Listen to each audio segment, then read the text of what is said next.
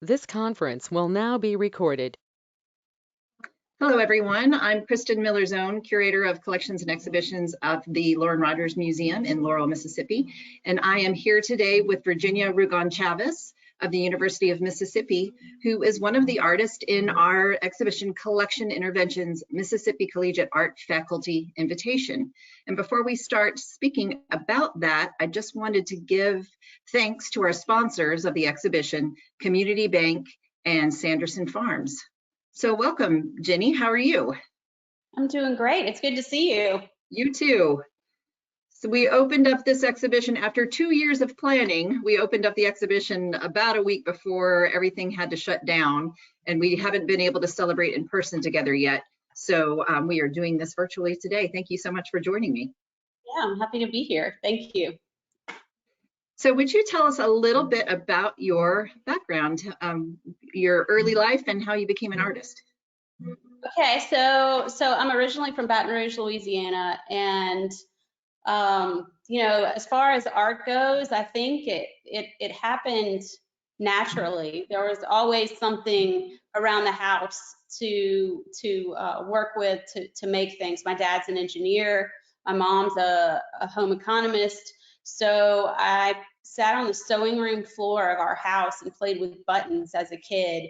And I think there was never a doubt in my mind that I wanted to do something with art and with my hands. I know that now teaching at a university, you get students who come in and they aren't sure what they want to do. And then you have some that are sure, and they've known all along. And I was one of those kids who like to draw, who like to play with things and make and build things and make artwork. So my mom put me in art classes at a young age. So I was really fortunate to be able to do that.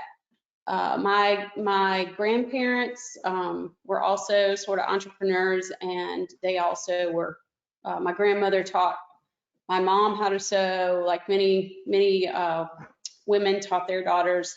And then my mom never taught me, which was kind of funny.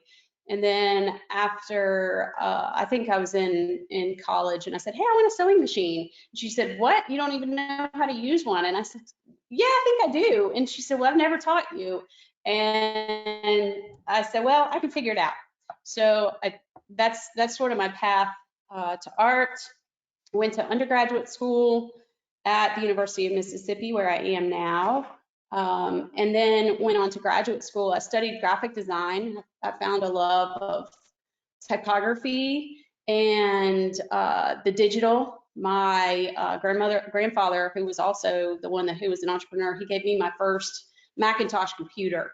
So I wish I still had that. It was a green screen and had the 6-inch floppy disks. But it was one, I think it's a collector's edition now, I bet. Yeah, absolutely. I wish I had it, but it was one of those that, you know, back then you were like, no, I want the latest thing. We still called them apples. You know, you went to the Apple store, not the Mac store. So my family had a big part in my choices. Not that anything was pushed on me, but it was there, and I absorbed it.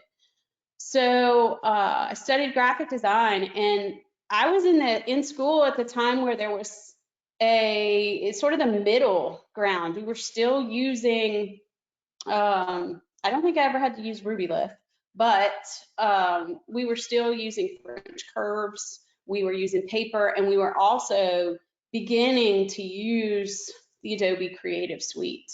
So those things were happening, and I kind of was able to connect the two together, still not losing that hand touch. So when I was in grad school, that's when I really got into the computer side of things and studied web design and all the digital parts. And then I was able to figure out a way to combine them all together, and which is what my artwork does now. I teach graphic design in the art department. I've been there since January of 2002. And I've served in a variety of capacities, and so I'm happy to really pass my knowledge along to the students. They're a really important part of the process. Wonderful. So nice to be at your alma mater and to have been there for so long.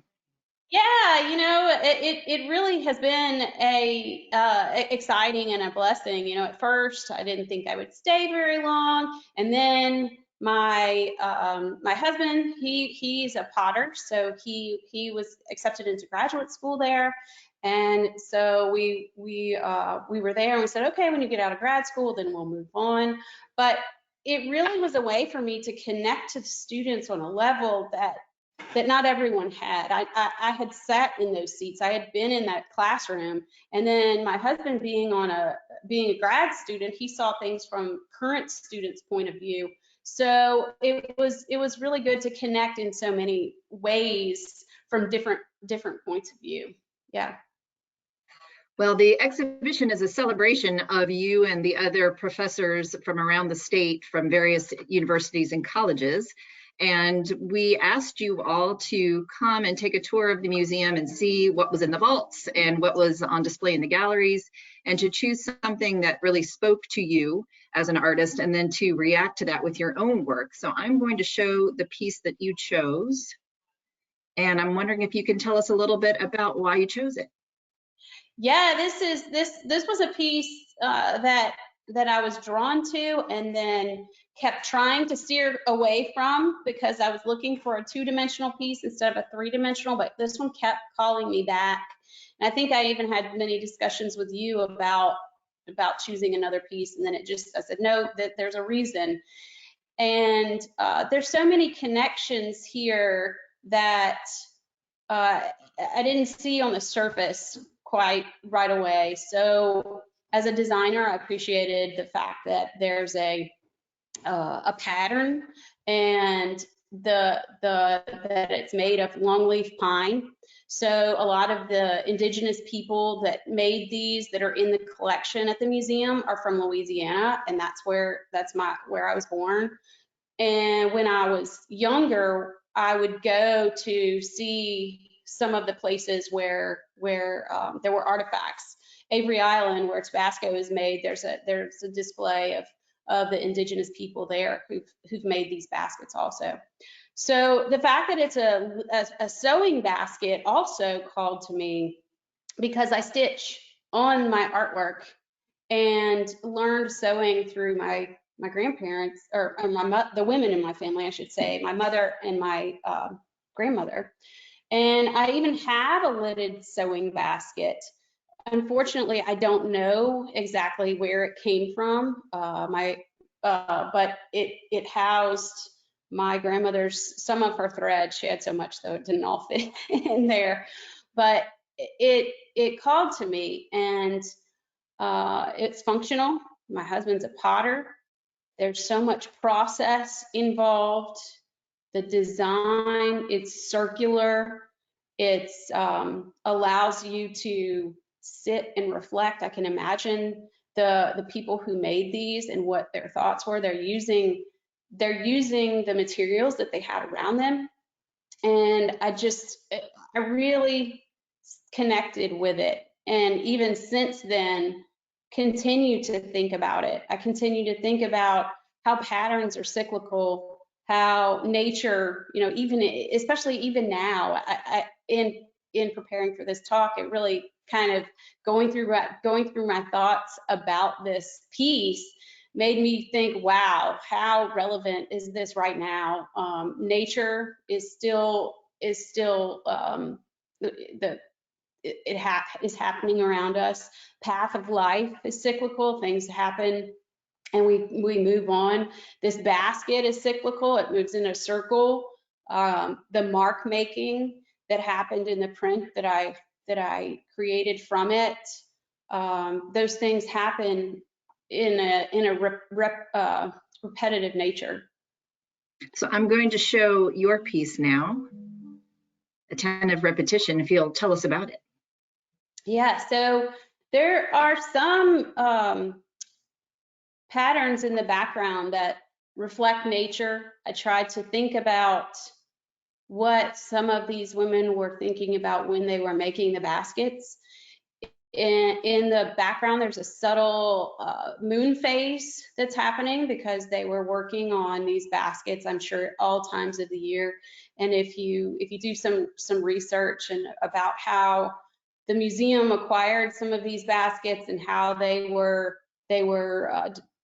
available to the public, there was a lot of pressure on the indigenous people to make these baskets and make more of them, meant to help them, but also put a lot of pressure on them. So this isn't meant to be a political piece, but really to be an observation and an appreciation for the design and for the history. The red thread, I haven't thought about the red thread in a while. In some of my earlier work, I chose red because it represented a nod to our ancestors, so sort of a bloodline. And I continued to use it because it was just something that I had used in the past and decided that, hey, I'm just going to stitch with red for a while. And in this piece, it brought back that idea of how important that it really does represent the bloodline and the history of those people. I'd love to make one of these baskets, but I don't know how. But I did go and make an attempt. So I collected some of the longleaf pine from my yard and made just a little bundle and decided to put those in a little sort of a little box that might be a special area of the piece. So that's what we're looking at here. So there's the red thread and the bundle that you put together. Let's look at the two pieces side by side and point out any similarities or inspirations here. Yeah, so if you look at the little bundle, it's as if you're looking at the basket from the top down. So I was looking at the pattern of how the pine was woven with the handle, and you can see some of the stitching pattern. And then as the spirals go out, that sort of represents the lid and the different pattern there. There's a lot of circles in the piece. The marks at the top of my piece are they're sort of abstracted growth. So maybe the trees, maybe some history, maybe just some suggestion to mark making. It also mimics the pattern in the basket itself. Well, the piece is absolutely beautiful, and there's so many layers visually. I hope everybody is at some point able to see it in person, to see all the different images layered and laid on top of one another. Let's look at it in installation, which hopefully we will be able to get to see together in the coming months. So you'll see that we've got the basket installed next to the print. So that kind of gives you a sense of the scale of the basket versus the print as well. So do you want to tell us anything about your experience with working with the museum on this project? Yeah, where do I start? You guys have been wonderful. You and Tommy, it's been just such a nice experience, beginning with visiting the museum and going through the collection, and most importantly, being able to meet all the other faculty members that I haven't met. Mississippi is a small state, and we should all know one another better than we do, but sometimes we get caught up in the work that we're doing. And it was really, really nice to meet those other faculty members, and I really hope that we get to meet in person again, hopefully not in the not too distant future. But I want to thank you because you made this whole process so easy. It was really nice to work with you. So thank you. Well, thank you. It's a team effort at the Loren Rogers Museum of Art. Everybody, it's a small staff and everybody chips in, and they all made this possible. So thanks to us all, and thank you for participating, and I hope to see you soon. Yeah, you too. Thank you so much. Thanks, Jenny.